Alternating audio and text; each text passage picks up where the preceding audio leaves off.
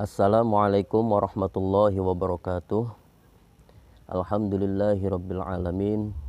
Wassalatu wassalamu ala asrofil anbiya'i wal mursalin wa ala alihi wa sahbihi ajmain. Rabbi shrah li sadri wa yassir li amri wahlul 'uqdatam min lisani yafqahu qawli.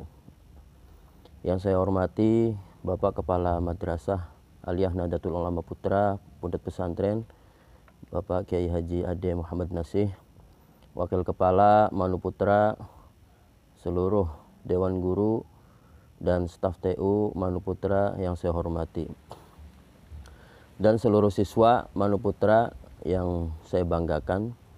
Perkenalkan, saya Muhammad Majdi, SPDI MPD yang akan yang membawai atau mengajar pelajaran biologi.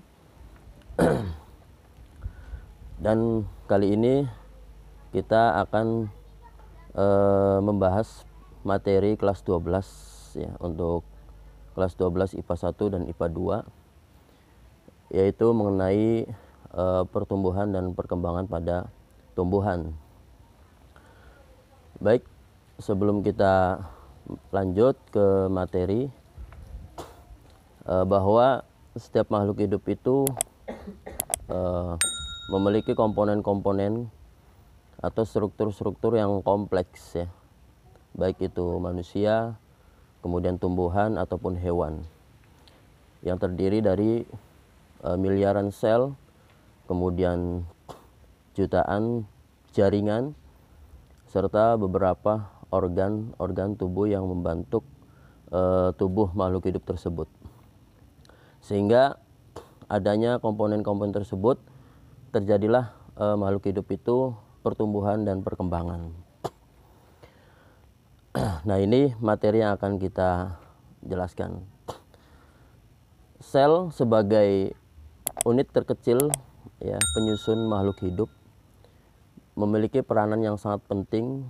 Sel ini nanti akan membelah dan menjadikan makhluk hidup itu atau organisme tersebut itu mengalami pertumbuhan ataupun perkembangan.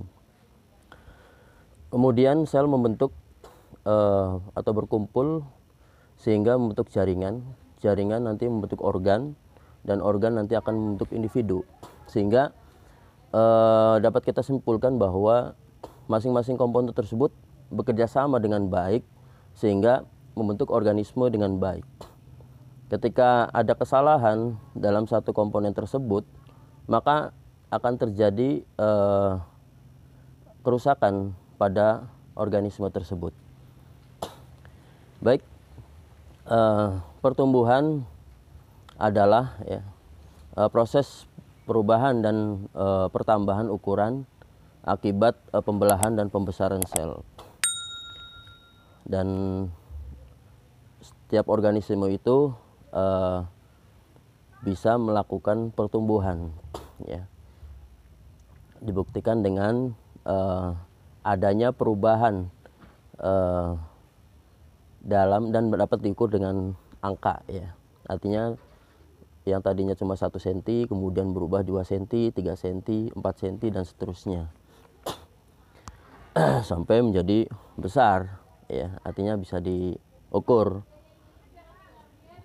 Sedangkan perkembangan adalah proses perubahan bentuk dan pendewasaan akibat struktur dan fungsi sel. Dalam setiap organisme itu adanya perubahan struktur ya, dari pembelahan sel itu tadi ya, sehingga mengalami beberapa fungsi dari masing-masing sel tersebut ya, sehingga terjadilah perkembangan ya. Kalau manusia itu berkembang ya, dari mulai bayi, fungsi selnya tidak terlalu kompleks, kemudian berubah menjadi remaja, kemudian dewasa dan tua ya. Tentunya dengan sifat yang berbeda-beda tentunya, karena tadi ya, perubahan struktur tersebut yang menyebabkan nanti perbedaan dari satu masa ke masa yang lain. Itu perkembangan ya. Nah, di sini ada perbedaan antara pertumbuhan dan perkembangan tersebut ya. Pertumbuhan ini bersifat irreversible ya, artinya organisme itu bertumbuh ya, dan tidak akan kembali lagi seperti semula. Terus bertumbuh sampai nanti akan mengalami kematian ya. Kemudian pertumbuhan itu dapat bersifat kuantitatif, artinya dapat dibuktikan dengan angka-angka ya. Seperti tadi yang saya sebutkan bahwa tanaman ketika kecambah itu ukurannya 1 cm misalkan. Kemudian ketika selang 2 hari atau 3 hari itu berubah menjadi 3 cm atau 4 cm ataupun 5 cm dan seterusnya. Begitu juga manusia. Ketika bayi paling panjangnya cuma hanya tingginya ya. Tingginya cuma misal 10 cm ya. Nanti ketika remaja 20 cm, 30 cm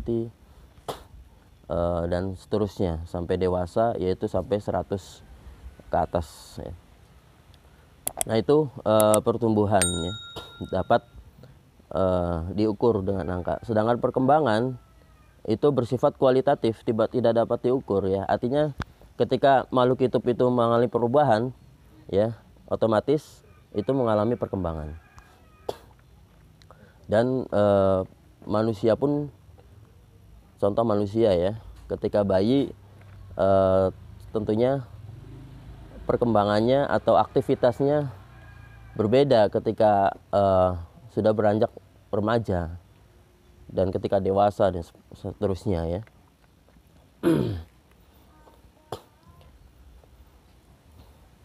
Dalam kita kembali lagi pada proses pertumbuhan dan perkembangan pada tumbuhan ya.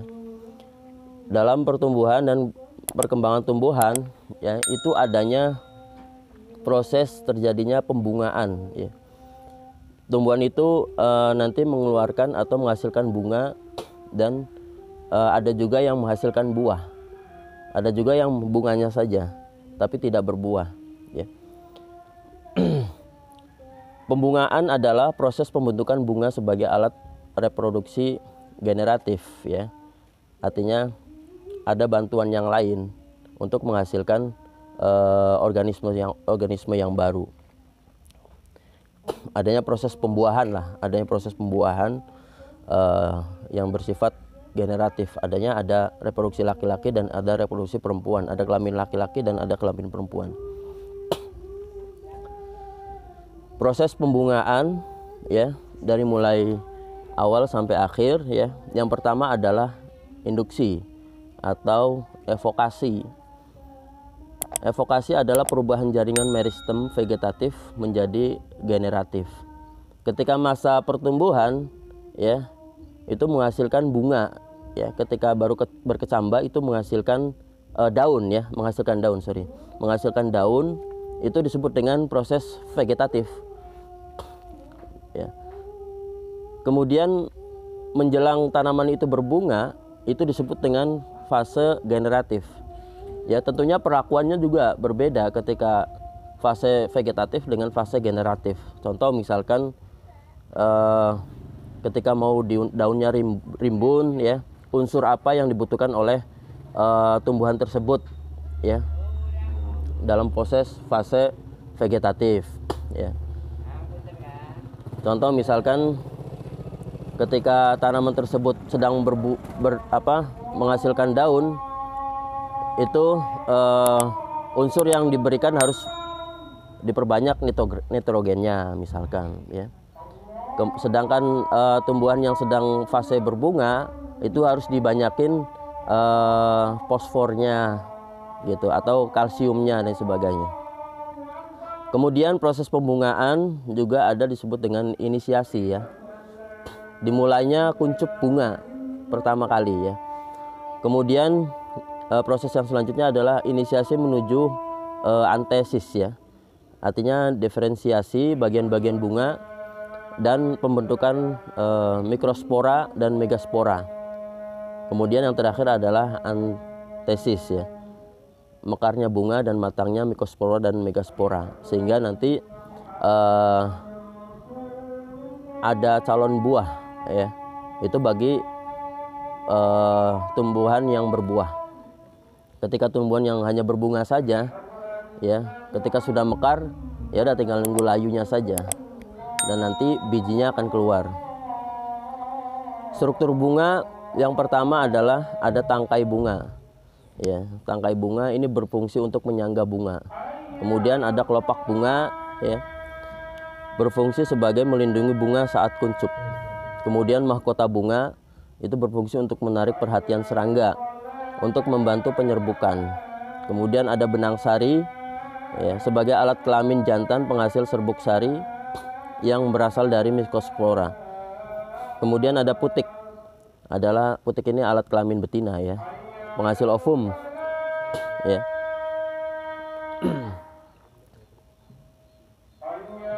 Kemudian dalam proses pembungaan juga ada yang disebut dengan proses fertilisasi, ya.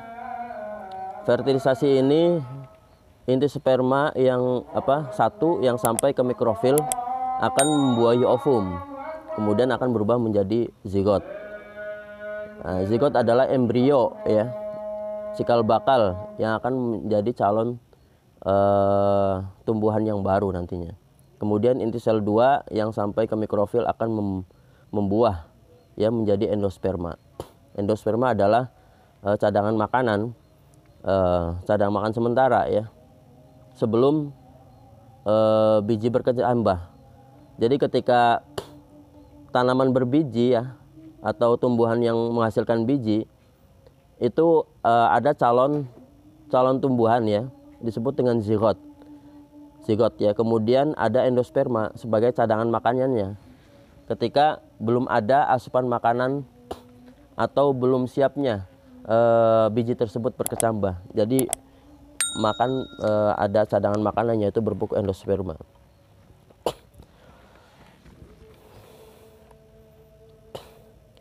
Kemudian kita masuk kepada perkecambahan. Perkecambahan adalah proses pertumbuhan dan perkembangan embrio di dalam biji, ya. Jadi struktur biji itu atau tumbuhan itu ada monokotil, ada dikotil. Sebelum kita masuk ke situ, saya akan sebutkan dulu struktur biji, ya. Yang pertama adalah embrio atau zigot tadi yang sudah saya jelaskan. Embrio atau zigot ini yang siap berkecambah nantinya, ya. Kemudian ada endosperma, cadangan makanan, ya, yang terdapat pada biji, ya, terutama biji monokotil, ya. Kemudian ada kotiledon, cadangan makanan, ya, pada tanaman biji atau tanaman dikotil, ya, atau biji dikotil. Kemudian ada aleuron, ya, lapisan luar endosperma. Kemudian ada testa, kulit biji, ya, yang melapisi biji supaya aman, ya. Kemudian radikula, ada akar lembaga, ya. Kemudian ada cauliculus, ya, atau batang lembaga. Nah, dari cauliculus ini ada yang disebut dengan hipokotil, ya, sumbu embrio yang berada di bawah tempat munculnya kotiledon. Artinya ketika tumbuh itu calon tunas yang baru atau akarnya itu berada di tempat, ya, di bawah. Sedangkan epikotil itu sumbu embrio berada di tempat atas munculnya kotiledon, sehingga nanti akarnya itu munculnya ke atas dulu. Jadi ada yang ke bawah dulu, ada yang ke akar dulu, ada yang ke atas dulu. Kemudian ada plumula atau daun lembaga, ya, yang ada pada biji tersebut.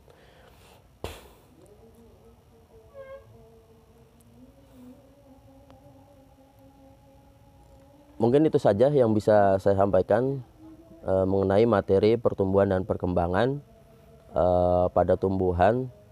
Untuk lebih jelasnya silakan kalian baca materi yang sudah saya berikan kepada Anda semua, khususnya untuk kelas 12 IPA, ya, baik IPA 1 maupun IPA 2 Manu Putra Bundut Pesantren.